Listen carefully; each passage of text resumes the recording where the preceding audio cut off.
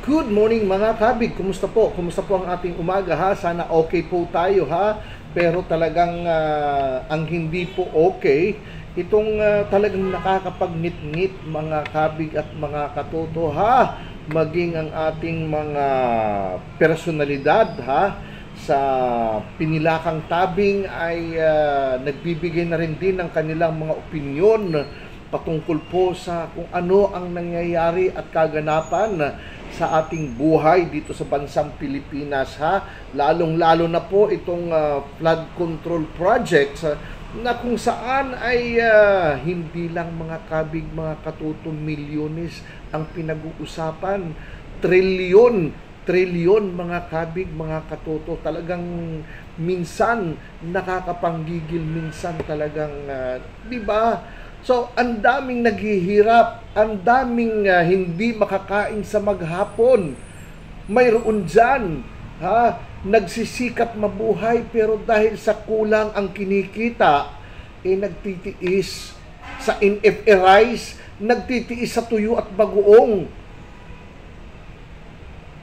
Dahil yun lang ang kaya. Tapos hito mga kabig, mga katuto, yung mga nasa gobyerno ay nagpapasasa sa kung ano yung kagustuhan nila.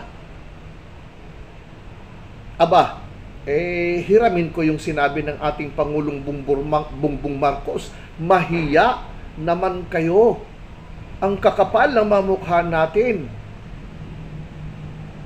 Nabubuhay kayo sa pera ng mamamayan.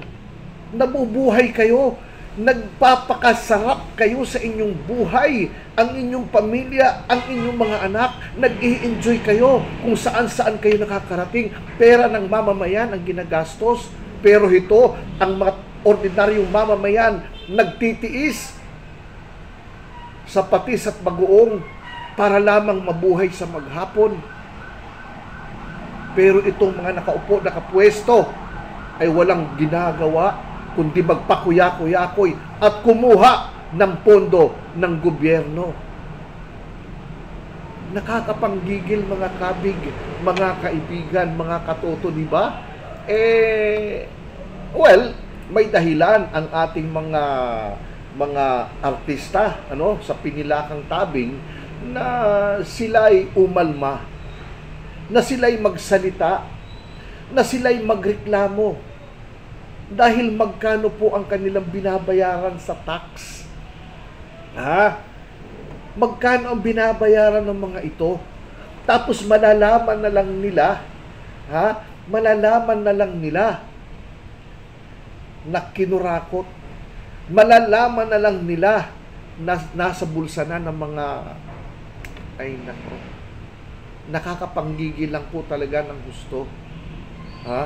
Na sana ang problema natin sa baha, taon-taon na lamang po ay nararanasan ho natin. Ang ating bansa ay nasa lugar kung saan ay ang laging bagyo ang unang sumasalubong. Ang Pilipinas ang isa sa mga sumasalubong sa mga bagyo, ang humaharap sa mga bagyo.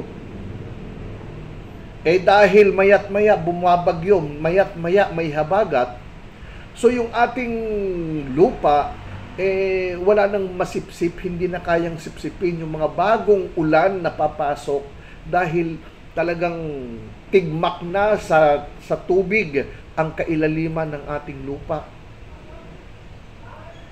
Kung maganda ho sana ang mga programa, proyekto, lalo na po, partikular na po, ang ating mga flood control, na akalain mo talagang nakakaawa ang mamamayan, ang ordinaryong mamamayan na umaasa na lang kung ano ang ibibigay ng gobyerno, ng pamahalaan, kung ano ang kanilang, parang tayo pang mga maliliit ang nagpapalimos, namamalimos na tayo po'y maiahon, na tayo po'y matulungan, samantalang hindi nila pera ang kanilang ginagastos nitong mga politikong ito. nito mga nakaupo sa pwesto, mahiya naman po kayo. Mga kabig, mga katoto. Ha? Mayroon ho mga taong umaasa sa inyo, kaya po kayo iniluklok dyan. At itong mga appointed natin, hindi kumot si ganito ang nag-appoint sa inyo, doon ho kayo maglilingkod. Hindi po. Dahil ang ginagastos, ang sinasahod nyo po, buwan-buwan, igaling sa mamamayan. Magkaroon naman po tayo ng konsensya. Magkaroon naman po tayo ng puso sa mga mamamayan, sa mga maliliit na mamamayan, sa mga nasa laylayan. Dahil itong mga taong ito, ang siyang nagbibigay ng kapangyarihan, nagbibigay sa inyo ng kapangyarihan, ha, na kayo'y makapwesto sa kung ano ang hinahangad ninyo. Dahil sa mga maliliit na taong ito na bumuboto para sa inyo, para ilagay kayo sa pwesto, pag kayo nakaupo na, kinakalimutan po ninyo.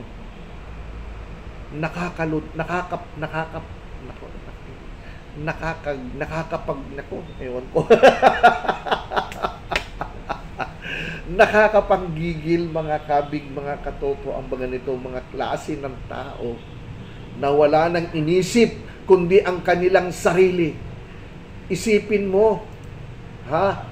5.7 trillion ang perang nalustay sa flood control projects mula sa Department of Public Works and Highways, ha? Yun po'y budget noong 2024. Akalain nyo po, trilyon ang pinag-uusapan. Ilang bibig ang pupwedeng makinabang dyan kung yan ay inilaan sa tamang programa. Wala naman ho saan ang problema. Maubos, magastos yung trilyon-trilyon na perang yan kung yan ay napunta sa tamang pamamahala. Disin sana hindi na tayo babahain. Disin sana'y wala nang matutulog aakyat sa bubungan dahil ang baha ay kasintaas na ng bahay. Disin sana'y wala na hong mga kabig nagkasakit, ha, ng leptospirosis. Grabe. Para kang nagkaroon ng, di ba? Naalala nyo yung panahon ng COVID? Na kung saan ay wala nang mapwestuhan, na kahit sa mga ward, kahit sa labas ng hospital, may mga pasyenteng nag-aabang, naghihintay. Ganito ho ang nangyari. Nitong pagsapit ho ng baha na kung saan ilang tinamaan ng leptospirosis dahil sa baha. At dahil po yan sa walang pakundangang pagnanakaw ng mga nasa gobyerno, mahiya naman po kayo. Naaatim po ninyo na ang nilalamon ipinapasok ninyo sa inyong mga bibig.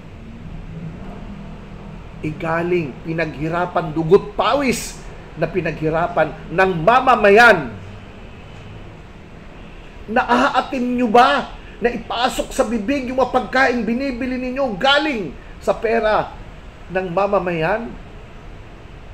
Naaatim yung matulog sa isang air-condition na kwarto samantalang maraming nagpapakahirap na mamamayan.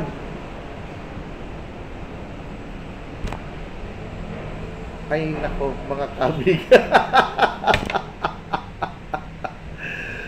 Dinadaan na lang po natin sa tawa pero talaga hong nakakadismaya.